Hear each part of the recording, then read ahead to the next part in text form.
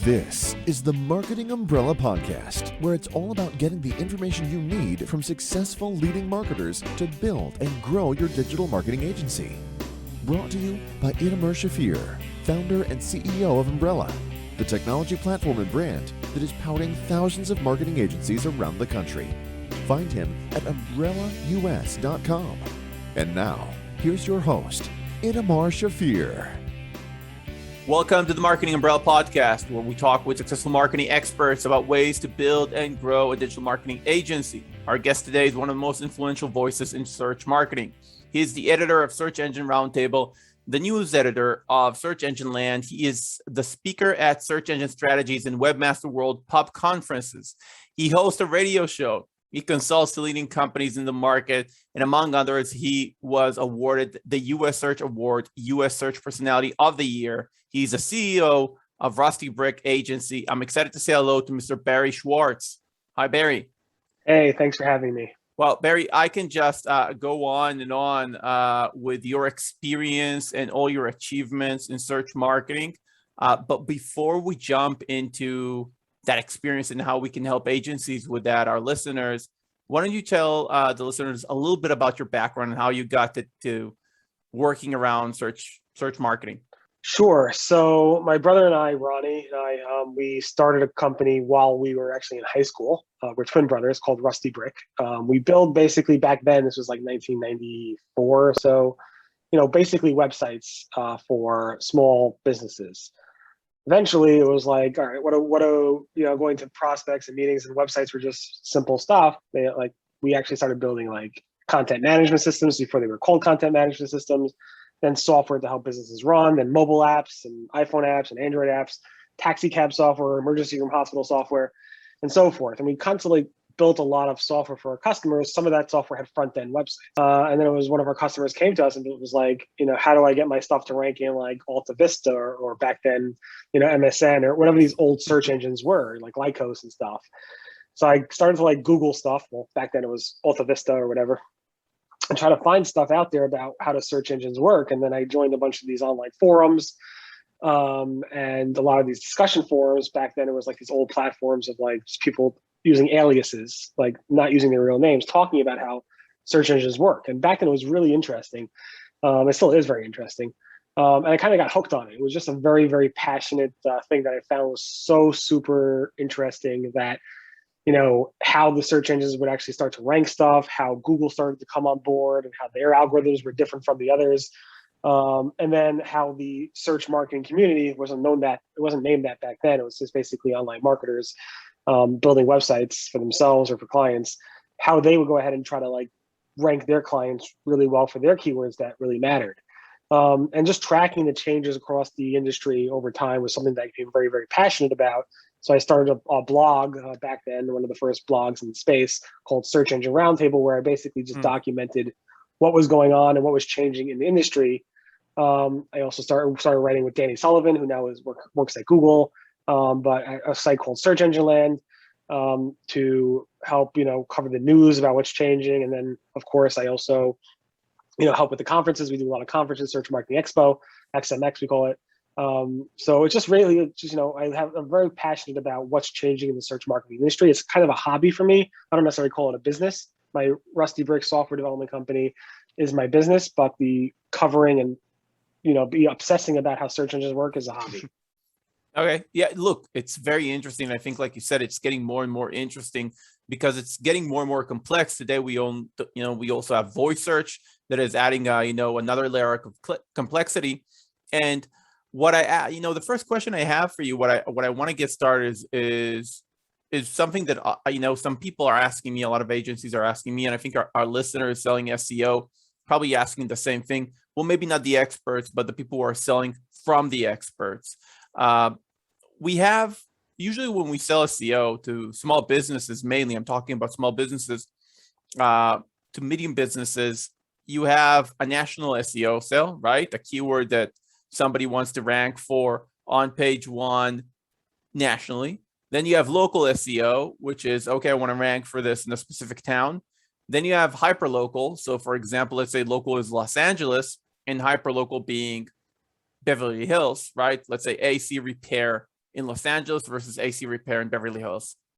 So one of the things that I don't understand, and maybe you can explain to me, let's say I rank for AC repair nationally, but then a user searches for AC repair in Beverly Hills. Who gets shown what? Like, would the So if you hyper actually, low, yeah? yeah, if you actually do that search, Google's going to actually know where you are and actually show you that local box. It's going to show you the map at the top of the results, and it's going to show you businesses that offer AC repair near you. You'll see sponsored ads, you'll see normal ads that are targeted based off of geolocation. Then you'll see the local map results, often called the local listings or the local pack. Usually it's now a 3-pack. And then you'll see general things around AC repair. Sometimes it will be like from a national place like Home Depot. And sometimes it will be from even local results that are not really local specific, but you'll find like a local, I don't know, AC repair companies rankings come up higher in the organic search results in the 10 blue links. Sometimes you'll find like just informational stuff around how to do AC repair yourself, do it yourself type of stuff. So Google's pretty smart about knowing what to show for local and hyper local stuff based on just a keyword AC repair. Obviously, if I have a home, like I'm based in New York, but if I have a home in San Francisco and I do AC, I want to find something in San Francisco, I would hopefully be smart enough as a searcher to say AC repair San Francisco, so I can find somebody to fix it there. But generally, Google's like, for people have one local intent, it's the place they're in right now. Especially with mobile phones, it's even much easier to accurately, target where people are. So I think that's how Google handles it. So that's mainly on so you're saying most of the locality is automatically happening on the 3-pack. And after that, the rest of the organic results, sometimes it could be from a national SEO effort, and sometimes that is relevant locally as well. And sometimes it could be from a local vendor that is doing SEO. Yeah, I mean, if you do the search yourself, you'll see Home Depot come up, I believe. You'll probably see like some companies that offer nationwide AC repair services, like bigger brands. I think some of the bigger brands may be called, I could just do a quick search like Meineke and stuff like that. Some like really big brands that have local people that handle it for them under their own brand. Same thing with like plumbing and stuff like that. A very big brand in the US is Roto-Rooter, and they have locations everywhere. So you do a search for plumbing, you'll probably get a bunch of local plumbers as well as national repair plumbing companies. So there's a mix of both, and you'll probably get all of that. Okay, cool. Now, another question is, search engines, if we're looking at Google specifically, we have the organic part, we have the paid part, and in paid, we have different ads. But let's say, for example, we're just focusing on regular PPC ads, starting with a small business that is not doing SEO and is not doing paid. It's not ranking yet, but they have, an okay website. I'm an agency and approaching them, and I want to get them started on search engine marketing. What do you think would be the best approach? So that's tough. It really depends on how competitive the space is. So if it's something like really local and niche, you could do local ads. So if you do want to rank well and you're a plumber and you want to, target a specific region, you could do the Google guaranteed or Google local ads like that. That's something they could probably do themselves. It's hard because a lot of small businesses are very, very busy running their businesses and they don't have time to do search marketing themselves or to do the SEO or manage their paid listings. There's lots of great businesses out there, consulting companies that can handle it for you. Google themselves even will handle it for you, but they probably won't do the best job in terms of saving you guys money. Their ROI metrics might be more about how much Google can make versus how much they can drive for the lowest amount of cost per click. So you might want to, reach out to some, of your friendly competitors and see if they've used any search marketing companies that may be able to help you, because everybody has different experiences with different places. Or you could just play around with it. Anybody can set up a Google Ads account, Facebook Ads account, any of these types of ad accounts themselves, set a monthly budget. No, I'm talking more about our listeners being the actual agencies, and they're going and they're offering PPC and they're offering SEO. And, what's the best approaches, the best practices to start with paid and then move into SEO once you understand what keywords work better, or it really depends on the use case? It really depends. Often they say they're totally different. They work completely differently, even though they're on the same results. Obviously, one is paid and one is not. Or SEO takes a lot longer meaning you have to start your SEO efforts, and it could take months to years, whereas paid search, paid ads happen right away. As soon as you give Google money, your ads will show up almost immediately. But sometimes people in the SEO space say, is it worth my effort to try to rank for this keyword phrase? Will this keyword phrase actually convert on my website? Is this the type of thing that people are actually trying to search for to find my business and hire me? And a very good way to test that before you invest in the several months of effort in SEO is to do a quick paid search campaign to see if you are ranking for the keyword phrase X, Y, and Z, Right. and you get traffic to your website. Is that actually converting for you? And if it is converting for you, maybe you should put some of that money towards a longer term strategy with SEO. So that's one of the ways people use paid search to see if they actually should bother with certain keywords on the or more organic side. Okay. So thank you for that. And so today everybody knows Google. Everybody understands that Google is dominating a very large part of the market. But today we also know that we have Alexa, we have Siri. A lot of people are doing a ton of voice searches, especially when it's local. How is that coming into play in search marketing? So we thought it would take off a lot more. You don't see Google talking much about their metrics around voice search. You saw back maybe 5 years ago, Google would say half of all mobile queries were voice enabled. You haven't seen a stat from them in probably over 5 years now on what percentage of queries are are voice. And I think the reason for that is I think they're seeing that a lot of these voice queries aren't necessarily transactional. They're more like, what's the weather? Is there traffic? That type of stuff. Like, could you answer this type of, how far is, the moon from my current location? Like more like basic types of questions versus buy me an Apple AirPods or something like that. You don't really get transactional stuff like that. Alexa could do it. Obviously, it knows it's tied in directly into your Amazon Prime account. But then if you order toilet paper, you don't know, if like 4,000 rolls of toilet paper will show up at your house versus just, a 12 pack or whatever it might be that you want. So I think we've seen over time that voice search has not been what we may have thought it might have been in terms of growth. People are definitely talking to their, phones. They're definitely doing a lot more voice memos, voice notes. I use it a lot more when I'm driving in my car, CarPlay, app, Android Auto. People are talking to their refrigerators and so forth, but it's not really done in terms of, in fact, there's something called Google Search Console. And Google Search Console is a free tool that pretty much every webmaster or website owner should have access to. It tells you your organic traffic by keyword and so forth. And we've been asking, as we, meaning the search community, has been asking for Google to actually break down voice queries, and they refuse to. They don't want to tell us what people are searching for using voice because it's just a different input method. A keyboard versus voice versus, image search versus whatever. They're not breaking down what people are actually asking for voice-wise, which is very interesting. And I suspect it has to do with because those probably are not leading to conversions and they're kind of fuzzy information. So I wouldn't invest too much of your time on voice search because a lot of people aren't being like, Siri, tell me the closest plumber to me. It's this. They might get me directions to Target because they're going there anyway, but they're not really looking for a plumber or for, to buy a pencil case or something like that. Okay, that's very good insight. Okay, so let's take it a little bit from what's happening in search into how agencies can sell search. One of the issues that I hear from a lot of folks is that there's a lot of noise in the market, meaning a lot of providers are saying, I can do SEO for you. I can do PPC for you.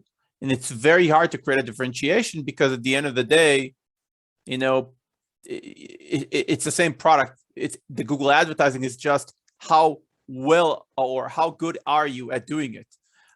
Do you have some tips about for small agencies, how they can differentiate themselves in this market? So it's super hard. I mean, everybody, and like you said, anybody could actually start their own paid search company or search marketing company or SEO company. There's nothing stopping you. And also, all your clients as small businesses are probably getting several emails per day, spammy emails saying, we can rank you better in search, click here to call us or something like that. And you probably get all that spam every single day. So there's lots of competition. There's lots of stuff out there. The differentiation factor is that you already have these relationships with your clients. And they're looking for the next thing to do in order to get more traffic, more eyeballs, and more visitors so that they have more conversions on your website. So since you have that relationship already, I wouldn't necessarily try. You're probably great at making websites or great at making, Shopify websites or whatever it might be. If you know search marketing well, or if you have a client that's willing to trust you, you should start to play with it either for yourself or for the clients that you have a really close relationship with. And if you could actually see that you could actually make a big difference in terms of your own conversions or those test client conversions, then you can start marketing to your current customers and become a real true expert there.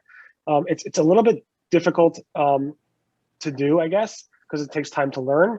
And a lot of agencies that have no experience in this area will find somebody to partner with and white label their stuff that they trust themselves.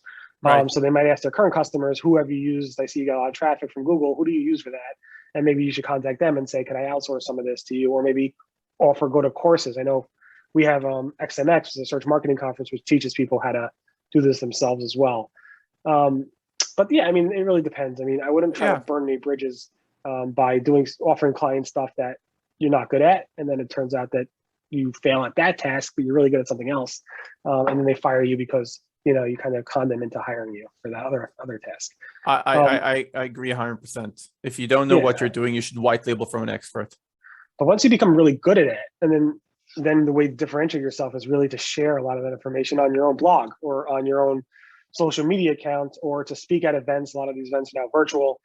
To really get your name out there, share information that you learned that you may have not seen somewhere else. Share stuff for free, and that could then earn you this type of status of like an online paid search expert or whatever it might be. Because once you're in that status, then you can use that to kind of go beyond your current client base and get new clients from these wider audiences.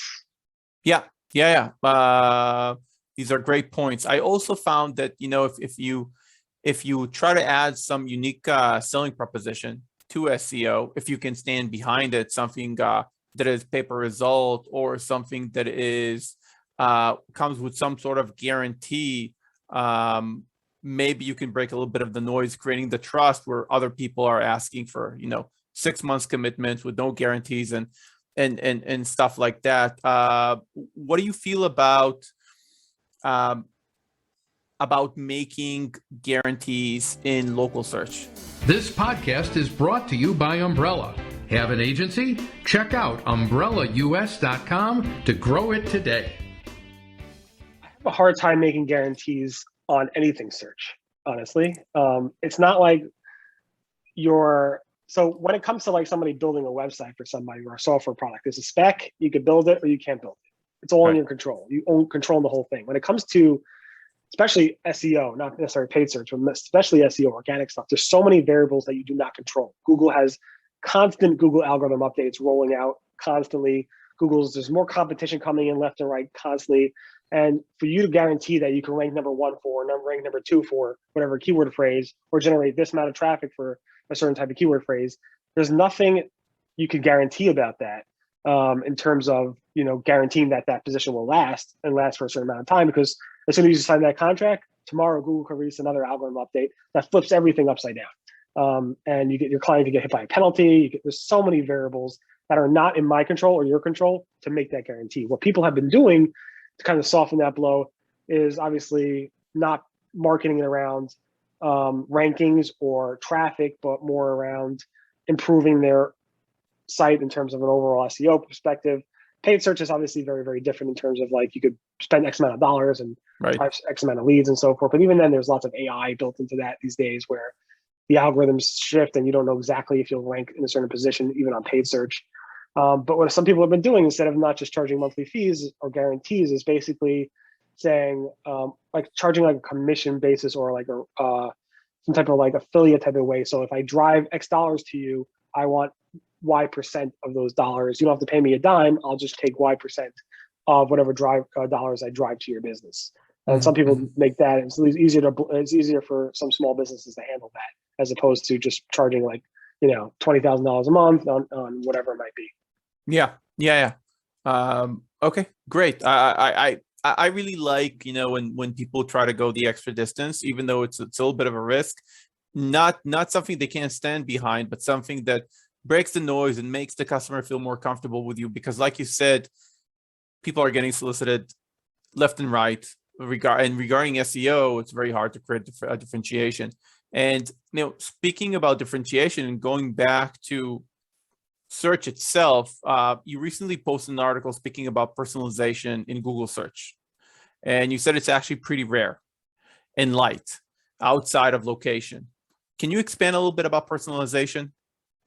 Sure. So personalization is basically when I do a search for something, I might get some different search results than if you do a search for something. It's personalized search. Google was very, very heavy into personalized search back in the early days of social networks, especially when Google released Google Plus to compete with Facebook. And personalized search involves geolocation, like the local listings. It includes previous search history, what you searched for before and what you searched for in the past. It used to include things like social factors, like are my friends going to these pages and clicking on these results or searching for these things, and a bunch of other like personalized like type of stuff, like behavior-based stuff. Google said years ago, I think in 2018 first, was like personalization outside of the geo stuff, maybe some previous click history, that it doesn't work well, meaning it doesn't work for their relevancy factors, making the research results more relevant for me versus you. Geo is great, but outside of geo, anything else around personalization is really not great for improving relevancy based on whatever metrics they use. So Google stopped, for the most part, using personalization, unless there's some like kind of outliers. So obviously geo's used tremendously, but like previous search history. So if you're a big Panthers football fan, but you hate the Panthers animal, that's one example of how personalization may come into play. Stuff like that around, previous search history. So immediate previous search history, like if you search for, some query, and then you went back to Google a second later, click the back button and search for something else, it may go ahead and tell you, you just searched for this and this. We're going to combine the two, give you like, if they make sense to combine, and show you results that are combined with that. So maybe you search for AirPods and then you search for earphones. We're going to go ahead and incorporate earphone AirPods, or whatever it might be. That's probably a bad example. Or football and Panthers will incorporate Panthers football. Stuff like that. So that's how personalization kind of works. But in terms of like, do my friends go to these pages or like these pages? That stuff has been completely ripped out of the algorithm and not used at all. So it's more about my history and behavior as a searcher than who I am and what I like. Probably more about where you are.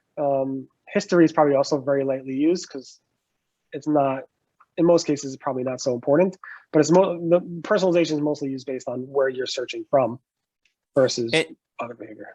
And if we take it to the e-commerce ecosystem, right? We have Google Shopping ads, and Google, like Facebook, they find ways to get the product in front of the right person, if you will. And when it's e-com, it's less local driven, right? So how do they know I'm the right person to show whatever, the toy, the earring, the whatever too? So can you just rephrase that, because I maybe there's different factors. So let's say, for example, I search for I'm trying to think of something that is a bit generic. A small speaker. Okay. And might I get different results for speakers than you outside our location? So maybe that's as if like, Google may show you local inventory. See a lot in the US where pickup is very like drive up, curbside, pick up today in the store, local inventory. You'll see a lot of that. And that's based off of what's called Google Merchant Center. So if you have a lot of e-commerce shops listening to this, Google has two flavors around their shopping results. One is the free version of Google Merchant Center, which you can get your listings into Google for free, as well as the ad placement. So definitely take a look at that. But Google will definitely show localized results for shopping product related searches, specifically when it thinks that customers might want to pick it up today or tomorrow to know what's in inventory. So inventory and local, you see it a lot in Google My Business. Products are like the next big thing, or is today probably the biggest thing right now around local geo-specific stuff. Okay, cool. Any new developments coming into the GMB that agencies should be aware of? So Google My Business is constantly updating all the time. I'm covering it if you want to check it out. They're constantly testing stuff. I mean, I probably post about, I don't know, 4 to 5 different Google tests per week that Google's testing. Wow. Most of that's on the local side. There are a lot of things they're doing on the organic side as well. But a lot of it's around inventory, product stuff, reviews, hotel listings. It's just so much that Google's constantly testing around local Google My Business stuff. This past year has been very, very big with Google My Business because of COVID. A lot of COVID types of rules, like do your stores require masking and hand washing, or maybe vaccines are going to come now. Like, do you require vaccines and stuff like that? So I think Google's going to be putting a lot of information around vaccine requirements, masking requirements, social distance requirements, especially since FDA just approved the vaccine. So we'll see stuff around there. But if you want to keep track of everything that's changing, just follow me on Twitter or something, and you'll see all those updates. Okay, cool. Can you remind us? The Twitter is RustyBrick, right? That's the Twitter handle. Yeah, it's a lot of stuff. So I get into the weeds on all this stuff. So if you don't want to follow that, there are other alternatives in terms of what to follow. But if you want to follow every little change, just follow me on Twitter at RustyBrick. Yeah, guys, check out RustyBrick on Twitter because Barry's sharing a ton of information on many channels, and from Twitter they can get to your maybe to your YouTube and to your blog. You have so many channels, so much information that you're sharing. Can you just remind us the top 3: the Twitter, RustyBrick, and then the YouTube? How do they find you? Yeah, so obviously twitter.com/RustyBrick, which is a fire hose of information. If you want just a weekly recap of what's going on, youtube.com, I think /RustyBrick is my YouTube channel. I do a 10-minute video every week of what the biggest changes in search for that week was. Perfect. Yeah. And I mean, if you want to learn more about me, rustybrick.com/Barry has all my links to everything. Okay, awesome. I'm not letting you go yet, but soon. Just have a few more questions for you. So what about questions and answers in Google? I remember there was a big noise about that affecting voice search, but now we said voice search is not really happening so much. And more question-based search will be affected by the Q&A and GMB and on a website. Is that real? Like, is that important? So there's lots of different question and answer features in Google. There's the local Q&A stuff, where if you have a local business listing and you do a search for your business name, there's a Q&A box that shows up usually in your local panel on the right-hand side, where people ask questions and anybody can respond to those questions. So be careful, make sure that you respond to those questions and not random people, because they could post the most inappropriate stuff there that could be bad for your business. So stay on top of your local listing there. There's also the FAQ and how-to schema, structured data. Google has a whole slew of amazing structured data. Just search for Google rich results, and they'll list out probably like 20 plus different structured data schema results that you could actually add to your website. And you could actually go ahead and do FAQs and Q&A markup on your own pages so that your search result listings, when it comes to a question and answer type of search result, could actually be enhanced and actually get higher click-through rate from Google search. There is the Question Hub, which launched in India several years ago and now is in the US since the past year or so, where if you are an agency and you want to find new types of keywords to rank for, it's a great resource to find what people are asking that do not have answers for on the web currently.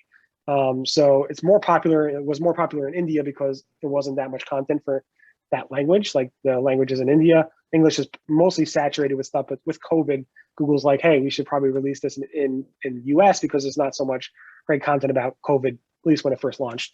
Now there's tons of information on COVID, and Hebrew too. I mean, you think about it, there's lots of stuff out there that you could probably come up with keyword phrases around there.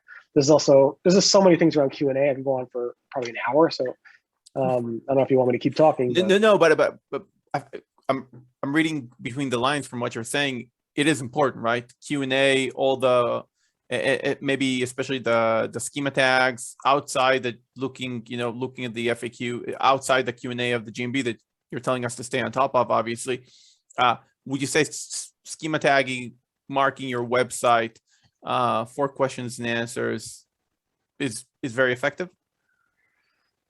It could be. It's something you should test. So any of these rich results, It will definitely make your snippet, your search results stand out from your competitors if they're not using it. So if you do a search and you find stars in there or photos or more text below the snippet, that's usually what comes from rich results by tagging up your content with schema or structured data. Google has a set number of ones they support today. You could just, again, go to Google search and type in Google rich results, and they'll give you a list of them. You should implement them when they're relevant to the page. Don't implement them when they're not, because you get a penalty for implementing the rich results and faking it.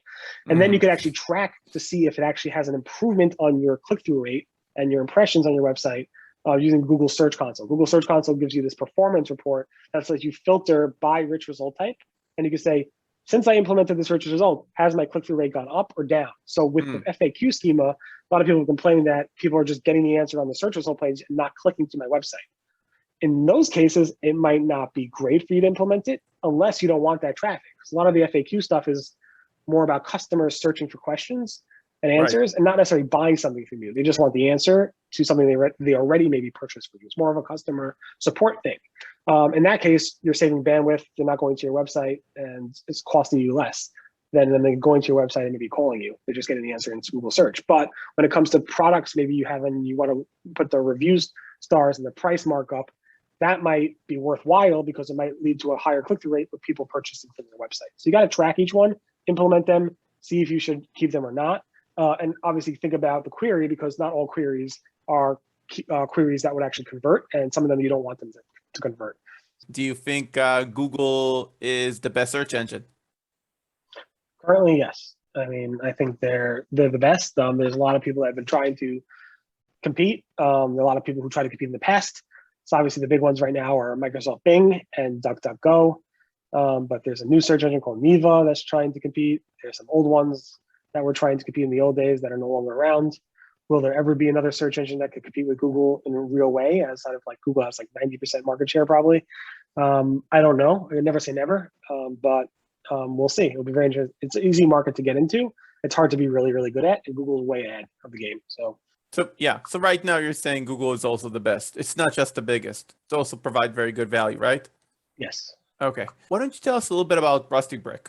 Sure. RustyBrick is a software development, mobile development company. We specialize in building out technology to help businesses become more efficient. So we build a lot of back office to front office types of custom software, anything from emergency room hospital software for doctor patient scheduling, to taxi cab software, to bus software, to making a business, make sure their workflows, in terms of how they build their manufacturer, to managing customer time and projects and so forth. We build custom stuff to make businesses much more efficient. Excellent. And do you also work with agencies and resellers? We have, yeah. If agencies need if an agency sees that their customer is suffering in terms of this workflow issue or that workflow issue, call us, and we could definitely give you some ideas on how to make things more efficient. The goal is really to do more with less, and we can use technology to do more with less people. Awesome. So guys, if you need some software help, check out rustybrick.com, right? Yes. And Barry and his brother have been doing it for 20 years, very good at it, and doing it very well. So I would definitely check him out. Barry, for the last segment in this podcast, we have rapid Q&A. So quick questions and answers. The questions are in no way edgy, but if you feel uncomfortable with any of them, just say pass. So did you get along with your parents growing up? Yes. Do you have siblings? Yes. Do you have a pet? No. Do you have kids? Yes. How old were you when your first kid was born? That's a good question. You can ask your wife. 29, 30. I forgot the exact number. I can look it up. It's ballpark, 29, 30, okay? Yeah. When do you go to bed? 11-ish. When do you wake up? 5-ish. Ideal vacation? At my computer working. I already know the answer to the last question. Are you a man of faith? Yes. Yes, I can see. That's great, Barry. Thank you very, very much for being on the show today. You've been tremendously helpful with great answers. And guys, you can go and find out more and check out Barry Twitter at twitter.com/RustyBrick or go to rustybrick.com website. And I'm sure you have connections to the social venues, and Barry posts amazing content. Barry, thank you very much. Thank you for tuning into another episode of the Marketing Umbrella Podcast, where we provide the information you need from successful leading marketers to build and grow your digital marketing agency. Your host has been Itamar Shafir, founder and CEO of Umbrella, the technology platform and brand that is powering thousands of marketing agencies around the country. Find him at umbrellaus.com.